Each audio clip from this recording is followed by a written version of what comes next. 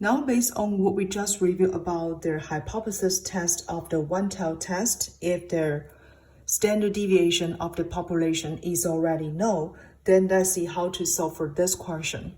So from this question, let's just write down some given information. The starting salary of students who graduated from College of Business in 2009 was $48,400, right?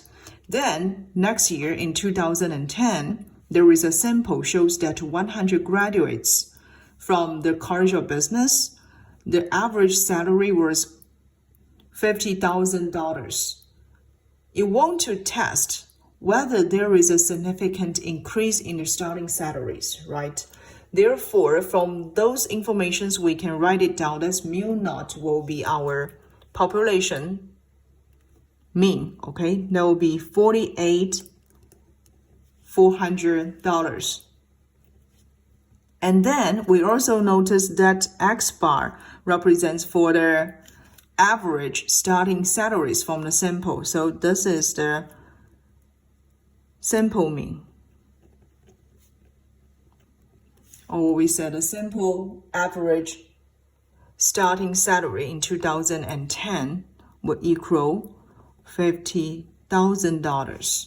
We also know that the sample size n equal 100, right? Because they're sample of 100 graduates. And at the end, we can also find out the sigma here represents for the population standard deviation. This is already known, right? Equal $8,000. So those are some given information. Question 8 asks, please state the non and alternative hypothesis to be tested. From those questions, we notice we want to determine whether or not there has been a significant increase in the starting salary, right? So based on this statement, we can develop our non-hypothesis and alternative hypothesis. So the non-hypothesis can be developed as H0, right? So the non-hypothesis, I just write it down, part A, non-hypothesis.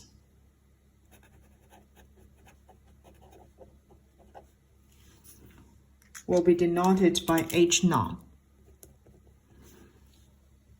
And then we want to test if there is a significant increase in the starting salary, right? So we will want to test mu, that will be our population mean, right? Less or equal mu naught. Okay, so this is what we want to test if there is a significant increase. And we can also find out our alternative hypothesis, okay?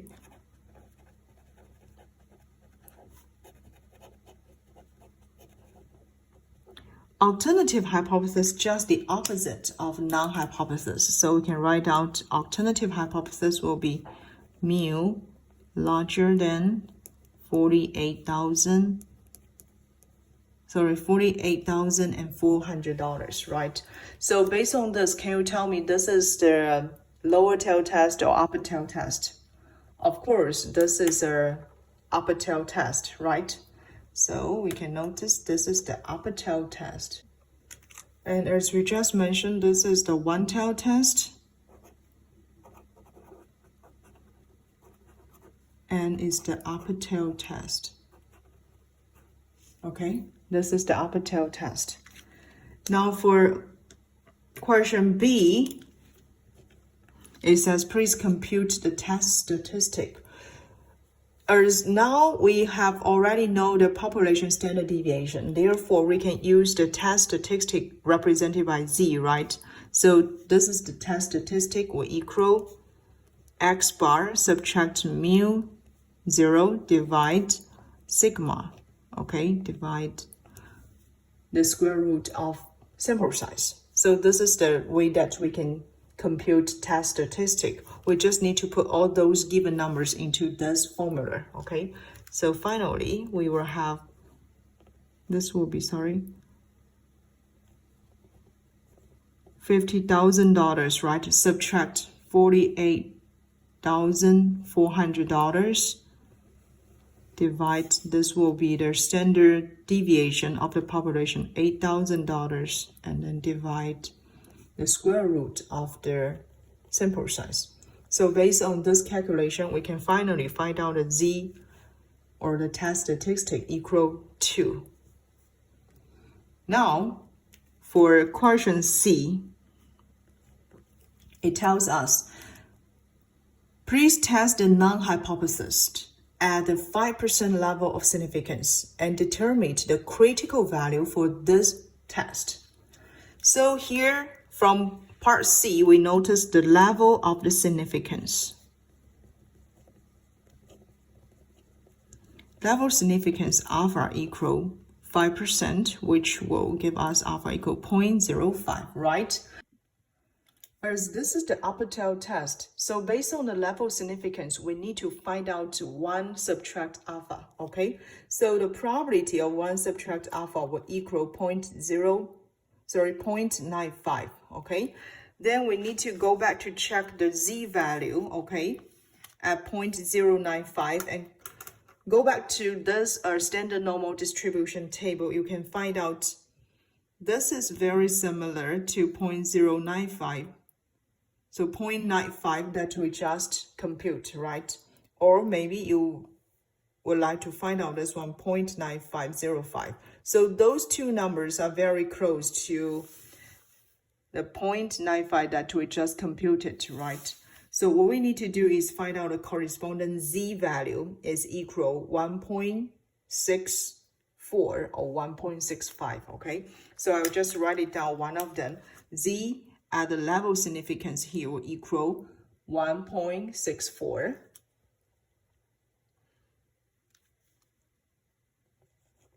Based on this critical value, okay, so based on the critical value,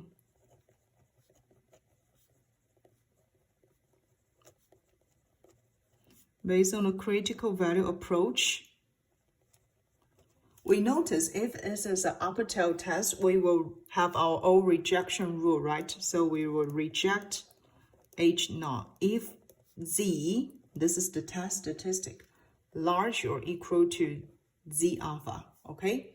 So this is the rejection rule if we're using the critical value approach for upper tail test.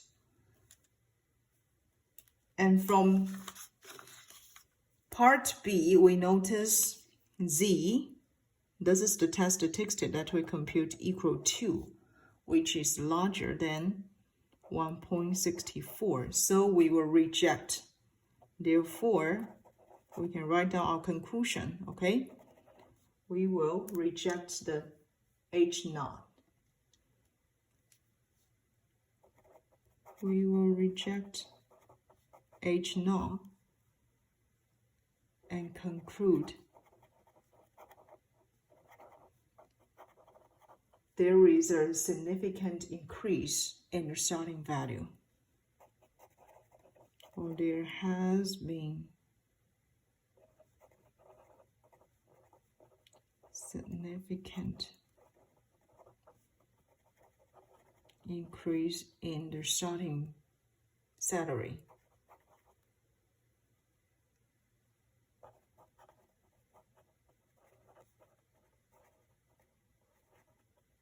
So this is the conclusion that we can get from part D. Now for part E, how to compute the p-value.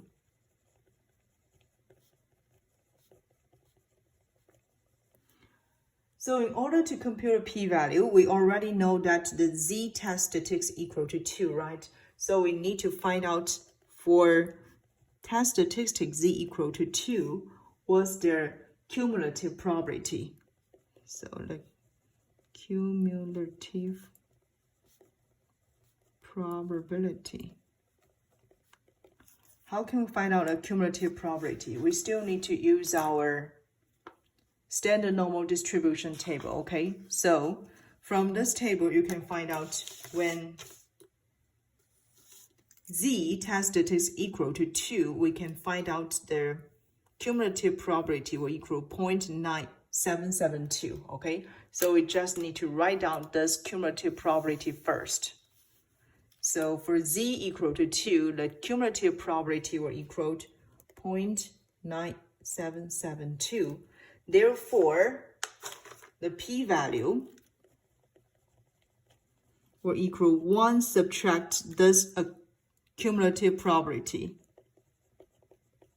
which will give us the p-value equal 0.0228. Okay, so if based on the p-value approach, what conclusions we might get? So based on p-value approach,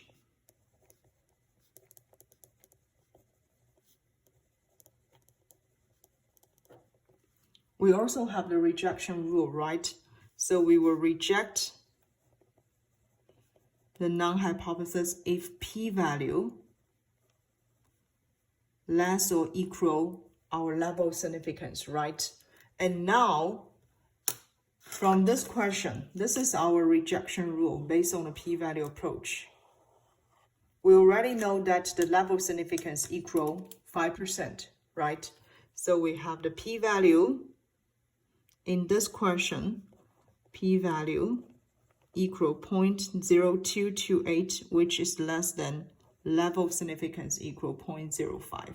So we will have the same conclusion. We will reject, then we will reject the non-hypothesis and concluding that there has been a significant increase in the starting values, or starting salaries. So you can notice either from p-value approach or a critical value approach, we can have the same conclusion, right? So this is the practice question about how to do the hypothesis test for one-tailed test if the standard population deviation is already known. We will use z test statistic, and then based on a p-value approach or critical value approach to do the hypothesis test.